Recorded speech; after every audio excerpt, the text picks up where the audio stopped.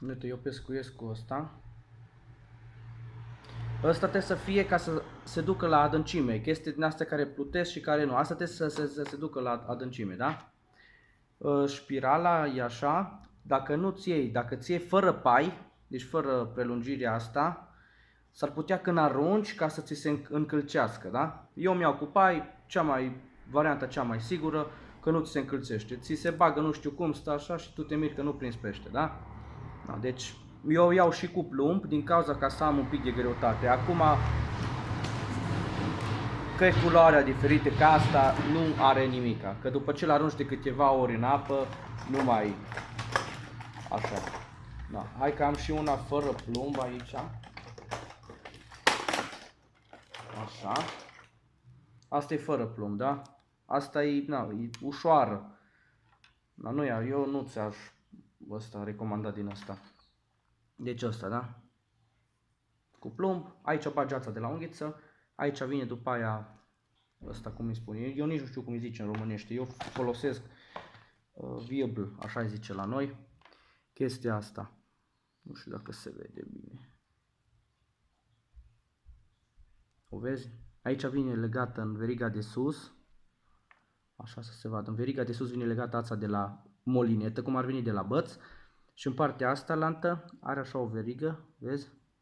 În aia vine băgată ața care o să-ți arăt cum mere, da? Ața așa. Da, bun, luăm ața.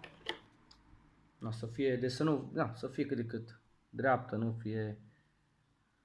Da, nu mai pot să o tai ce ai. Perfect. Eu mai folosesc și ac din ăsta de tras boilisuri, că ții mai ușor, da? Prima oară pui în ac ce să fie ultimul, da? Eu acum aici am două pop-up-uri, da? Artificiale. Astea plutesc, da? În sus. Și unul adevărat, un porumb adevărat, da? Perfect. Da. După aia le tragem pe ață.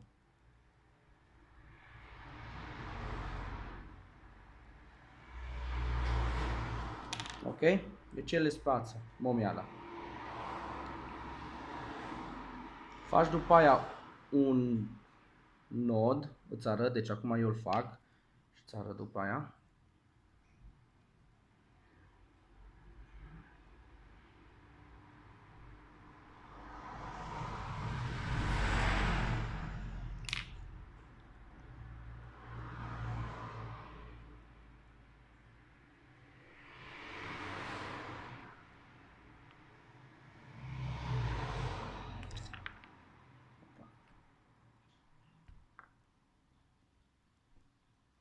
Așa ceva.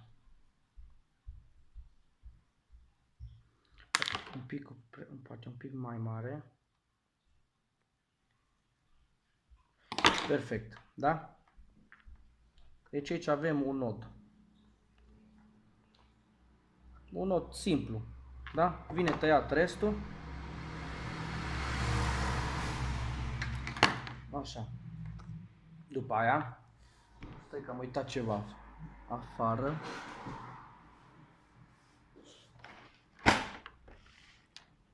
O secundă, vine imediat. Uite aici. Perfect. Aici am niște viermi, da?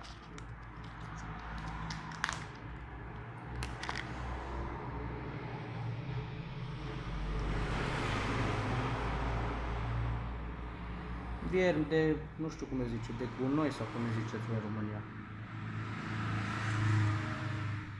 Eu tot timpul îmi scot vreo 4, cam. Să vedem dacă pot să-i bag pe toți pe verigă.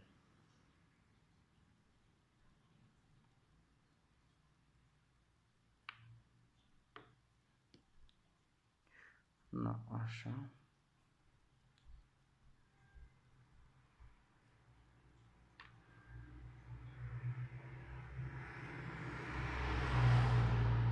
E un pic te chinui că tot mai iasă. Așa. Acum sper că am.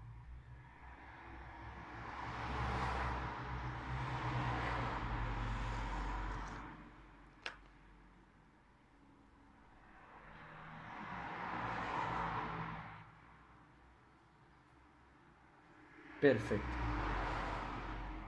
Deci asta să arete așa, da? Ok. După aia, tai cam, să hai să-ți arăt așa, să vedem. Ții momiala și faci cam de un pic mai mare decât o palmă, da? Deci o palmă desfăcută. Așa. Bun. După aia iei un stopper, da? Caz că ceva nu știi, eu zic acum cum știu eu că zice. Ai pus stopperul pe ață. Știi de ce pui asta? Caz că îți alunecă porumbul în jos, să nu aibă unde să se ducă. Tu tragi stopperul până la porumb. Vezi? Și atunci porumbul stă acolo, nu mai are cum. Viermis acolo. Da? Perfect. După aia iei acu. Acu eu folosesc de la Arma. Da? Acum ăsta e de 5. Și acu, ața, o bagi așa, da? E ața și îl bagi în spate la cărlic, da? Văd că e așa. Deci e în spate la cărlic. După aia lași distanță cam 1 cm, da? De la porumb până la acu. Da? După aia începi și învârți în direcția unde gaura aia, așa, stai că ți arăt, așa, învârți așa, de câteva ori, după aia îl bagi iară în spate, da? Tot timpul în spate. Deci nu în față, cum ia cu așa, deci nu aici așa în față, deci în spate.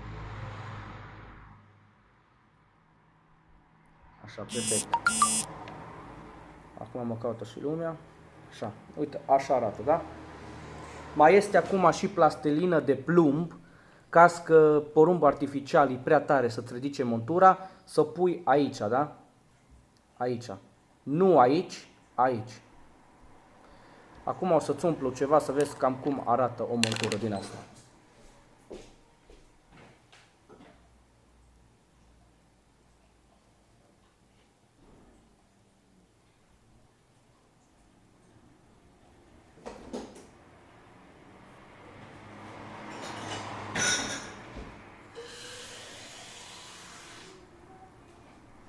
N-am găsit altceva, ți-am luat un borcan. Da? Și acum tu când îl arunci,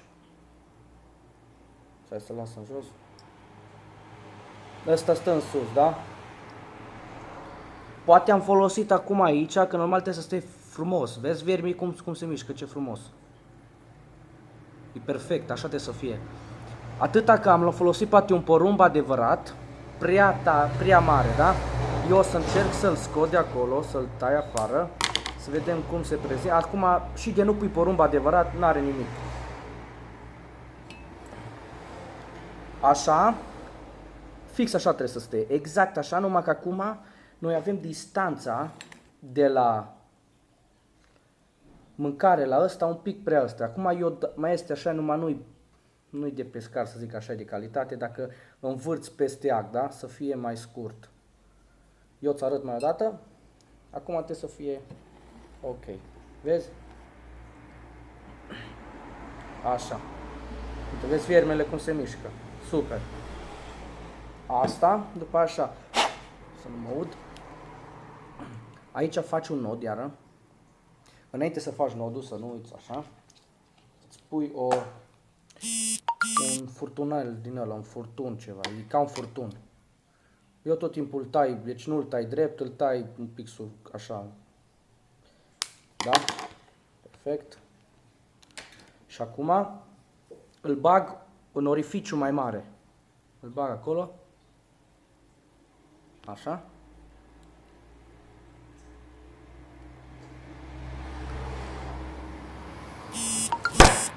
Opa. Da, așa, după aia ai ăsta pe ață, da? Aici faci un nod acum cât de cât. Ăsta trebuie să reziste. Deci eu fac un nod.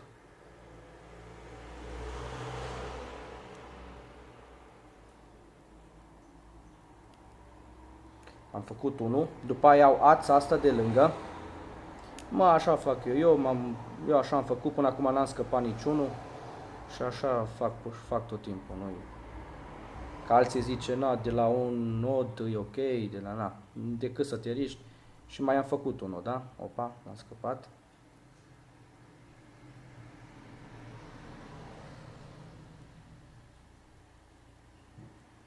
Da, nu mai știu să fac nod. Așa.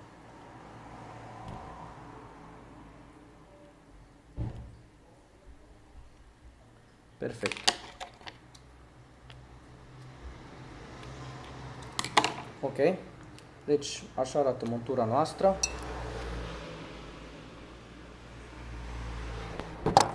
Așa.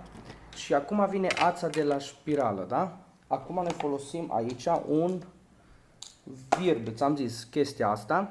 Acum vine băgată veriga asta, deci vine băgată pe el, da? Acum e pe el, vezi? E înăuntru. Să văd așa dacă se vede. Perfect, deci e înăuntru. Deci ăsta vine legat la ața de la spirală, după aia tragi furtunelul ăla care ți l-am pus atunci, îl tragi în sus.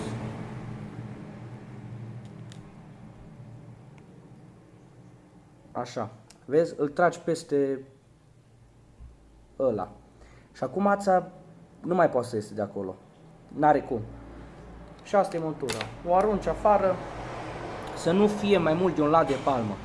Peștele vine, mâncă pe aici și dacă de ăsta e un pic mai departe,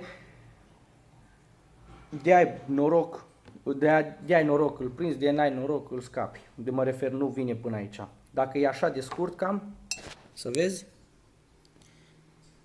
Deci eu zic 10 cm, da? 10 cm de e perfect, perfect. Da. Sper că te-am putut ajuta și fie întinse.